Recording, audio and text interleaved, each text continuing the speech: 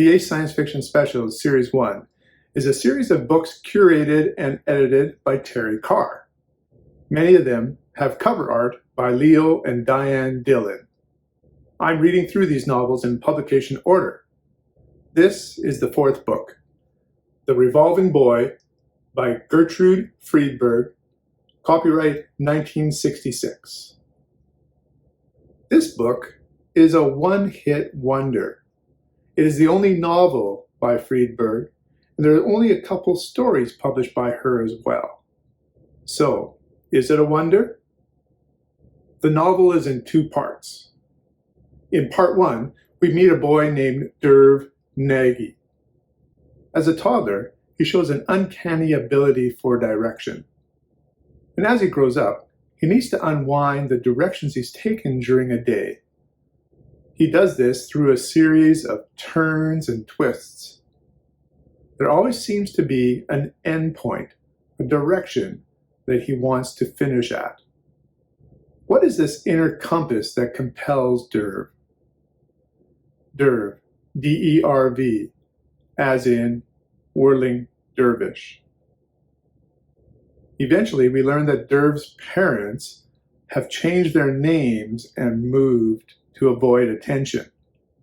Attention for what? Well, they were part of an experiment.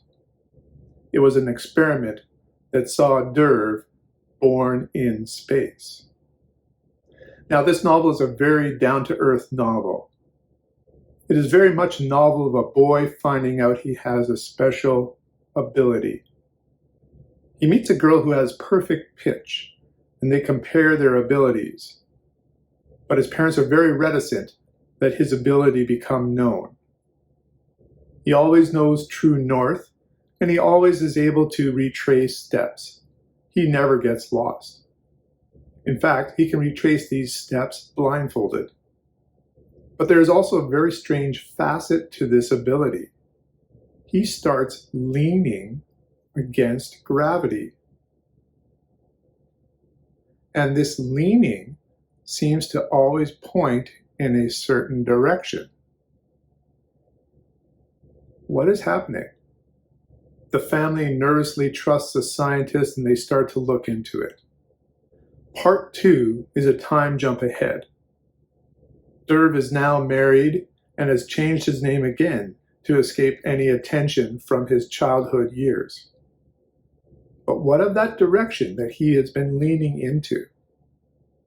Is it something connected to his birth in space? Is his inner compass aligning to something else? I loved part 1 of this book. I think I'm a sucker for coming-of-age stories, especially with children with special abilities. As we discover what Derv is able to do, it also becomes apparent that there is a bigger mystery involved. If I was rating this novel just on part 1, I would give it a 10 out of 10. In part 2, things slow down, but we do have the reveal of the big mystery. I would say part 2 I would rate as a 7 out of 10. So let's take the average again, 8.5 out of 10. I highly recommend this novel if you like coming-of-age stories and if you like stories about people with special abilities. To further whet your appetite, I'm going to read a few of the blurbs from the back cover. An idea I have actually not read before. It is original and even more astonishing, combines some sound speculation with good writing and effective storytelling from fantasy and science fiction. This has something rare, a very new and original wild talent. Furthermore, there are no wild heroics or last-minute humanity savings. The hero does achieve a minor triumph, or is it the biggest triumph ever? But it is, throughout, a believable character. The author has, in addition, tried to show us a wholesome future world with some ingenuity and has a soundly constructed plot underlying the whole. This is an excellent book. Recommended. That's from Speculation. And Saturday Review says, a gentle, charming, and funny work of fiction.